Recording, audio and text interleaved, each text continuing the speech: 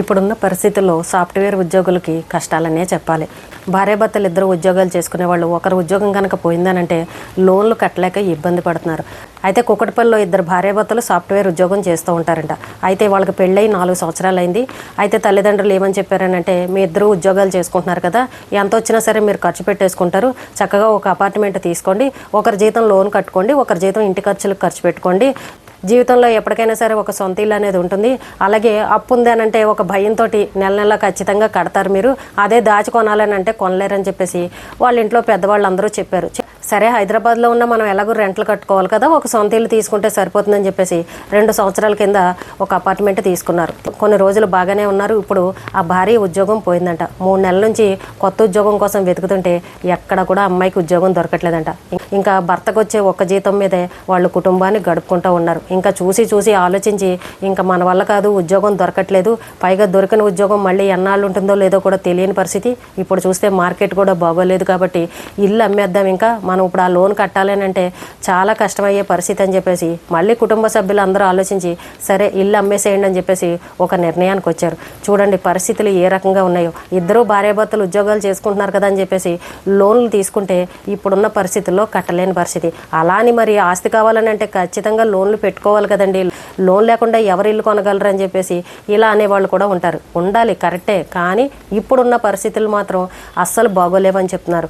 ఒకప్పుడు సాఫ్ట్వేర్ ఉద్యోగాలు బాగున్నాయి, లక్షలు సంపాదించుకున్న వాళ్ళు కూడా ఉన్నారు. కానీ వాళ్ళ ఖర్చుల కోసం, వాళ్ళ అవసరాల కోసం, లగ్జరీగా గడపడం కోసం ఇష్టం వచ్చినట్టు డబ్బును ఖర్చు పెట్టేసుకున్నారు. అదే వచ్చిన డబ్బుని చక్కగా ₹1 జాగ్రత్త పెట్టుకున్నారనుకోండి, ఇలాంటి సమయంలో ఒకవేళ ఉద్యోగం పోయినా సరే ఆ డబ్బును తీసి చక్కగా ఖర్చు పెట్టుకోవచ్చు. ఎక్కడో చోట ఇన్వెస్ట్ చేసుకున్నారని అంటే మనకి ఎంతో కొంత లాభాలు వస్తాయి కాబట్టి అలాంటి కష్ట సమయంలో ఆ డబ్బును ఖర్చు పెట్టుకోవచ్చు. కానీ వీళ్ళు చేసిన పని మంచిదే, ఒక ఇల్లు ఉంటుంది ఎప్పటికైనా సరే అని పెద్దవాళ్ళు చెప్పిన మాట కరెక్టే. కానీ ఇక్కడ అమ్మాయికి ఉద్యోగం పోవడంతో ఇప్పుడు అప్పు కట్టలేని పరిస్థితి. సరే ఇల్లు అమ్మేసుకుందామని చెప్పేసి ఆ రియల్ ఎస్టేట్ బిజినెస్ చేసే వాళ్ళకి చెప్పి పెట్టారు. కానీ ఇంతవరకు కూడా ఎవరూ వచ్చి కొనుక్కోవట్లేదంట. వాళ్ళు కూడా చెప్తున్నారంట, ఇప్పుడు మార్కెట్ బాగోలేదండి, కొత్తగా కొనుక్కునే వాళ్ళు ఎక్కడా రావట్లేదండి, ఎవరన్నా వస్తే చెప్తామని చెప్పేసి ఆ బ్రోకర్లు కూడా చెప్పారంట. ఇప్పుడున్న పిల్లలందరూ తెలుసుకోండి, కొత్తగా ఉద్యోగాల్లో జాయిన్ అయిన వాళ్ళు ప్రతి రూపాయిని జాగ్రత్తగా ఖర్చు పెట్టుకోండి. ఎందుకు ఇన్నిసార్లు చెప్తున్నామనంటే ఈ కాలంలో పిల్లలు ఎలా ఉన్నారంటే ప్రతిదీ ఆర్డర్లు పెట్టేసుకోవడమే. ఇంట్లో ఎన్ని బట్టలు ఉన్నా సరే మళ్ళీ కొత్త డ్రెస్సులు ఆర్డర్లు పెడుతూ ఉంటారు, ఎన్ని చెప్పులు ఉన్నా సరే మళ్ళీ కొంటూనే ఉంటారు,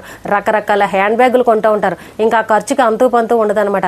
వీకెండ్ వచ్చిందని అంటే ఆ పబ్కి వెళ్ళామా, ఈ పార్టీకి వెళ్ళామా, అక్కడ వీకెండ్కి అక్కడెక్కడో ఫుడ్ బాగుంది, అలా ట్రావెలింగ్కి వెళ్ళామని ఇలా ఇష్టం వచ్చినట్టు తిరగాలనే చూసుకుంటారు తప్ప మనకు వచ్చిన జీతంలో ₹1 దాచుకుందామన్న ఆలోచన ఈ పిల్లలకు ఉండట్లేదు. అలాగే ఇంట్లో తల్లిదండ్రులు కూడా వాళ్ళు సంపాదించుకుంటున్నారు కదా, ఈ వయసులో ఎంజాయ్ చేయకపోతే ఎప్పుడు ఎంజాయ్ చేస్తారని తల్లిదండ్రులు కూడా పట్టించుకోవడం మానేశారు. చూడండి, సడన్గా కనుక మీ ఉద్యోగం పోయిందనుకోండి, మీకు ఎవరిస్తారు? కనీసం 3 నెలలు అయినా సరే మనం కూర్చుని తినేలాగా డబ్బుల్ని జాగ్రత్త పెట్టుకోవాలి. ఇప్పుడు ఉద్యోగాలు చేసే పిల్లలందరూ అనవసరం ఖర్చులు మానేయండి, చూసిన వస్తువునల్లా కొనకండి.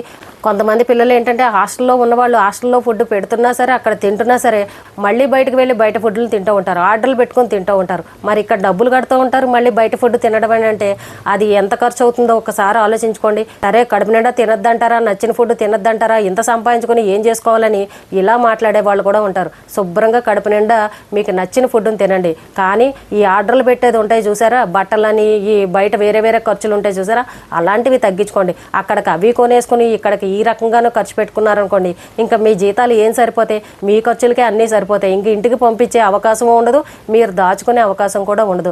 కాబట్టి రేపటి పరిస్థితులు ఎలా ఉంటాయో మనకు తెలియదు. ఇప్పుడు చూసారా, ఎక్కడో యుద్ధం జరుగుతుంటే మనం పెట్రోల్ కోసం, గ్యాస్ కోసం, డీజిల్ కోసం ఎంత ఇబ్బందులు పడుతున్నాం. నిన్న 2 రోజుల నుండి చూస్తున్నాం, పెట్రోల్ దొరకట్లేదు, డీజిల్ దొరకట్లేదు అన్న వార్తలు వస్తున్నాయి. ఒకవేళ పెట్రోల్ కానీ డీజిల్ కానీ దొరకలేదు అనుకోండి, అప్పుడు లారీలన్నీ ఆగిపోతే ఎక్కడికక్కడ రవాణా ఆగిపోయిందనంటే నిత్యావసర సరుకుల ధరలు కూడా పెరిగిపోయే పరిస్థితి. ఒక హోటల్కి వెళ్ళి మనం టిఫిన్ తినాలన్నా సరే అక్కడ కూడా రేట్లు ఎక్కువ పెట్టాల్సిన పరిస్థితి. చూడండి, ఎక్కడో ఎవరో కొట్టుకుంటున్నారని అన్నా సరే మనం కష్టాలు పడే పరిస్థితి వచ్చింది. కొంతమంది ఉంటారు మనకి ఇప్పుడు అది అవసరం లేకపోయినా సరే అయినా సరే కొన్ని ఇంట్లో పెడుతూ ఉంటారు. ఆడవాళ్ళు కూడా అంతే, చీరల విషయంలో ఇంట్లో అన్ని చీరలు ఉన్నా సరే ఎక్కడో ఆఫర్లు పెట్టారు, ఎక్కడో ఎగ్జిబిషన్ పెట్టారని అని వెళ్ళి వేలు పెట్టి కొనేస్తూ ఉంటారు. కొత్త చీరలు తీసుకొచ్చి బీరువాలో పెడుతూ ఉంటారు, మళ్ళీ ఆఫర్లు రాగానే మళ్ళీ కొంటూ ఉంటారు. ఇప్పుడు మనకు అంత అవసరం లేనప్పుడు ఒక్కసారిగా అన్ని డబ్బులు పెట్టి అది తీసుకొచ్చి బీరువాలో పెట్టడం ఏంటి ఉపయోగం చెప్పండి? అదేమన్నా బంగారమా వెండా? ఎప్పటికన్నా రేటు పెరుగుతుందని అనుకోవడానికి మనం ఎన్ని డబ్బులు పెట్టినా అవి వేస్టే తప్ప దాన్ని మళ్ళీ అమ్ముకునే పరిస్థితి పరిస్థితి కూడా ఉండదు. అంటే బట్టలు కొనుక్కోవద్దా, చీరలు కొనుక్కోవద్దా అని ఇలా మాట్లాడే వాళ్ళు కూడా ఉంటారు. కొనుక్కోండి, వద్దని ఎవరూ చెప్పరు. కానీ అది ఇప్పుడు మనకు అవసరమా కాదా అనేది చూసుకుని కొనుక్కోండి. మీ స్థాయికి మించి ఎంత రేటు పెట్టుకుంటున్నారో అది కూడా చూసుకోండి. మనకున్న పరిస్థితులు, మీ ఇంట్లో ఉన్న ఆర్థిక ఇబ్బందులు, మీ కుటుంబంలో ఏమేమి సమస్యలు ఉన్నాయో అలాంటివన్నీ మీకు మాత్రమే తెలుసు కాబట్టి అలాంటివన్నీ ఆలోచించుకుని డబ్బు ఖర్చు పెట్టండి. ఈ రోజున ఉద్యోగాలు చేసే పిల్లలు ఎంత విపరీతంగా డబ్బులు ఖర్చు పెడుతున్నారని అంటే ప్రతిదీ ఆర్డర్లు పెట్టేయడమే. వాళ్ళకు వచ్చే జీతానికి వీళ్ళు ఖర్చు పెట్టే ఖర్చుకి అస్సలు సంబంధం ఉండదు. నెలాఖరు వచ్చేసరికి చేతిలో ఒక్క రూపాయి కూడా ఉండదు. మళ్ళీ వాళ్ళని వీళ్ళని అప్పులు అడుక్కునే పరిస్థితి. అలాంటి పరిస్థితి మనం ఎందుకు తెచ్చుకోవాలి చెప్పండి? అంతంత ఉద్యోగాలు చేసి ఆస్తులున్న వాళ్ళే సాఫ్ట్వేర్ ఉద్యోగులు అయ్యుండి ఈ రోజున భార్య ఉద్యోగం పోగానే ఇల్లు అమ్మేసుకుంటున్నారు అని అంటే మరి వాళ్ళ పరిస్థితి ఏంటి చెప్పండి? అంటే వాళ్ళకి ధైర్యం సరిపోవట్లేదు. అమ్మో, ఈ అప్పులు కనుక ఇలాగే ఉంచుకున్నామనంటే భవిష్యత్తులో పరిస్థితి ఎలా ఉంటుందో తెలీదు. ఇక్కడ మన ఒక్కరమే కాదు, ఎంతోమంది పరిస్థితి ఇలాగే ఉంది. మనం ఇలాగే ఆలస్యం చేసామనంటే ఇబ్బందులు పడే పరిస్థితి అని చెప్పేసి ఇప్పుడు ఆ ఇంటిని కూడా అమ్ముకునే పరిస్థితి. కాబట్టి మార్కెట్ ఎప్పుడు ఎలా ఉంటుందో తెలీదు, పరిస్థితులు ఎప్పుడు ఎలా ఉంటాయో తెలీదు. ఆ ట్రంప్ చేసే పనుల వల్ల అక్కడ ఏం జరిగినా సరే ఇక్కడ మనం ఇబ్బందులు పడే పరిస్థితి. ఎక్కడో యుద్ధాలు జరుగుతుంటే మనం ఇక్కడ పెట్రోల్ కోసం, గ్యాసుల కోసం ఇబ్బందులు పడే పరిస్థితి. కాబట్టి ఎప్పుడు చేతిలో రూపాయి ఉంచుకోవాలి. అర్జెంటుగా డబ్బు కావాలని అంటే మనకి ఎవరిస్తారు చెప్పండి? మార్కెట్ పరిస్థితి సెట్ అయ్యే వరకు కొన్నాళ్ళు మనం ఎంత జాగ్రత్తగా ఉంటే అంత మంచిది. అలాగే ఇంట్లో ఉండే ఆడవాళ్ళు కూడా మీకు అవసరమైన వస్తువులు మాత్రమే కొనుక్కోండి. చేతిలో ఫోన్ ఉంది కదా, బ్యాంక్ బ్యాలెన్స్ ఉంది కదా, మా ఆయనకు జీతం వస్తుంది కదా అని చెప్పేసి చూసిన వల్ల ఆర్డర్లు పెట్టేసి కొనేసారనుకోండి, మగవాళ్ళ చేత కూడా మీరు తిట్లు పడాల్సిన పరిస్థితి. సడన్గా వాళ్ళ దగ్గర డబ్బులు లేవనంటే నువ్వు ఇది ఎందుకు కొన్నావని చెప్పేసి ఇంట్లో భార్యాభర్తల మధ్యన కూడా తగువులు వచ్చే పరిస్థితి. ఫ్యామిలీలో ఉన్న ఆడవాళ్ళు అయినా సరే, ఉద్యోగాలు చేసుకునే పిల్లలైనా సరే ప్రతి రూపాయిని జాగ్రత్తగా ఖర్చు పెట్టుకోండి. బాగా చదువుకున్న వాళ్ళు, ఎక్స్పీరియన్స్ ఉన్న వాళ్ళకు కూడా ఈ రోజున ఉద్యోగాలు దొరకట్లేదు. ఇలాంటి విషయాలన్నీ పిల్లలు గుర్తుపెట్టుకోండి. అలాగే తల్లిదండ్రులు కూడా పిల్లలకి ఎప్పటికప్పుడు చెప్తూ ఉండండి. ఎంత దూరాన ఉన్న పిల్లలతోటి రోజు ఫోనుల్లో మాట్లాడుతూనే ఉంటారు కదా, అమ్మ డబ్బులు జాగ్రత్తగా ఖర్చు పెట్టుకోండి, బట్టలని, చెప్పులని, అక్కడికని ఇక్కడికని ఇలాంటి అనవసరమైన ఖర్చులు మాత్రం చేయకండి, చేతిలో ఒక రూపాయి జాగ్రత్త పెట్టుకోండి అని ఎవరి పిల్లలకి వాళ్ళ తల్లిదండ్రులు చెప్పుకుంటేనే బాగుంటుంది. ఈ రోజున సొంత ఇంటిని అమ్మేసుకుంటున్నారని అంటే వాళ్ళు ఎన్ని కష్టాలుంటే ఆ ఇంటిని అమ్ముకుంటారు చెప్పండి? కాబట్టి అందరూ అర్థం చేసుకోండి. కాబట్టి బయట మార్కెట్ పరిస్థితి ఎలా ఉందో మీ అందరికీ తెలుసు, ఎవరో చెప్పక్కర్లేదు. మీరందరూ చదువుకున్న పిల్లలే కాబట్టి ఏది అవసరం, ఏది అనవసరం ఇలాంటి విషయాలు కూడా తెలుసుకొని డబ్బు విషయంలో జాగ్రత్తగా ఖర్చు పెట్టుకోండి. ఈ రోజుకి ఇదేనండి. రేపు మళ్ళీ మరొక మంచి వీడియోతో మళ్ళీ కలుద్దాం.